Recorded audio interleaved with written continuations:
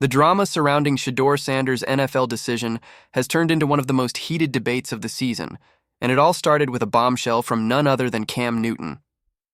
What looked like a straightforward story about Sanders landing with the Cleveland Browns suddenly cracked wide open when Cam revealed that it wasn't just the Ravens knocking on Shedeur's door.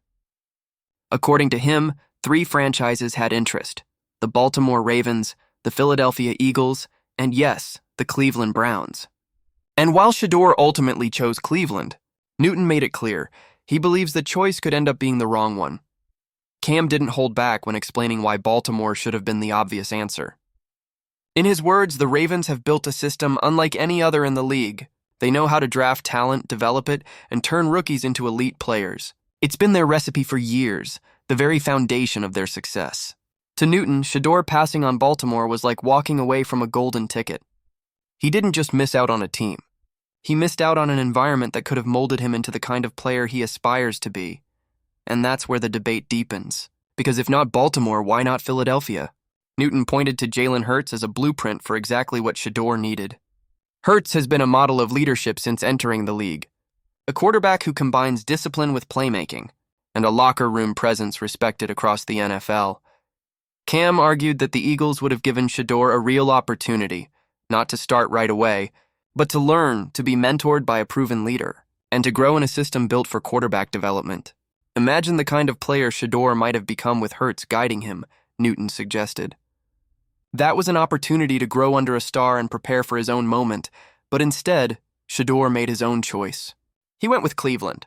To Cam, the decision looked like a gamble rooted more in impatience than strategy. Sanders might have felt that in Baltimore or Philly, he'd always be stuck waiting, living in the shadow of Lamar Jackson or Jalen Hurts.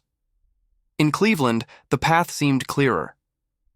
More chances to compete, more opportunities to climb the depth chart. But as Newton pointed out, reality looks different. Shedeur sits third on the Browns chart, behind Dylan Gabriel and the veteran Joe Flacco. Starting doesn't look imminent. And without playing time, there's no growth.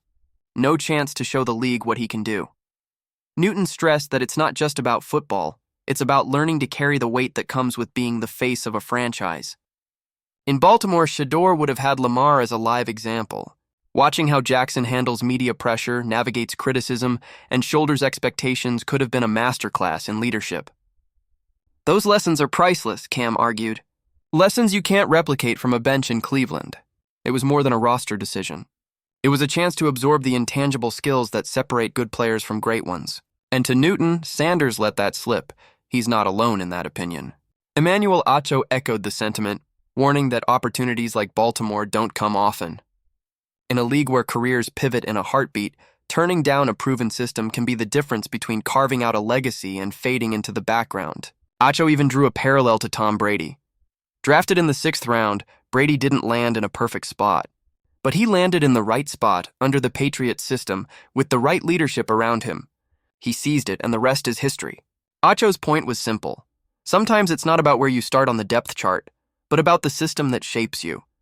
Baltimore could have been that system for Shedeur, but not everyone agrees. Former star LeSean McCoy jumped to Shedeur's defense, pushing back against the tide of criticism. McCoy reminded everyone that rookies rarely come in as starters outside the top few picks. Most quarterbacks have to wait their turn.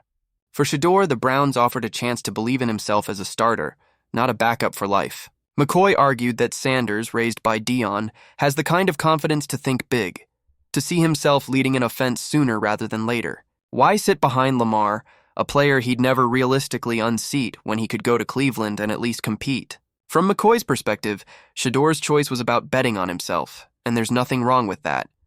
And yet, the pressure around Sanders continues to build. He was once thought of as a top pick, maybe even a franchise savior. Sliding into the 5th round and landing in Cleveland reshaped expectations, but it didn't silence them. If anything, the criticism has grown louder. To Cam Newton and Emmanuel Acho, it looks like a missed opportunity, a decision that could stunt his growth and close doors he may never reopen. To LeSean McCoy, it's a calculated move, a step on the path of a quarterback who believes in his own destiny. The truth is, no one knows how this will play out.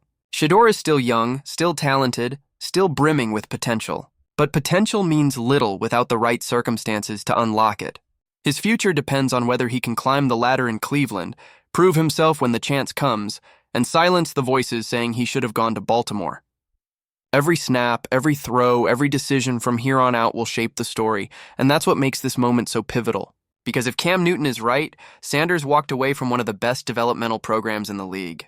If Emmanuel Acho is right, he may have passed on the kind of rare opportunity that defines careers. But if McCoy is right, then Shedeur is simply writing his own story, refusing to be defined by anyone else's script. The weight of that decision will hang over him for years. Did he make the right call? Or did he miss the one chance that could have changed everything? What do you think? Did Shedeur Sanders blow a golden opportunity by turning down the Ravens and Lamar Jackson's mentorship? Or is LeSean McCoy right that betting on himself in Cleveland was the smarter move? Drop your thoughts in the comments, and if you're into deep breakdowns of stories like this, make sure to like this video and subscribe for more.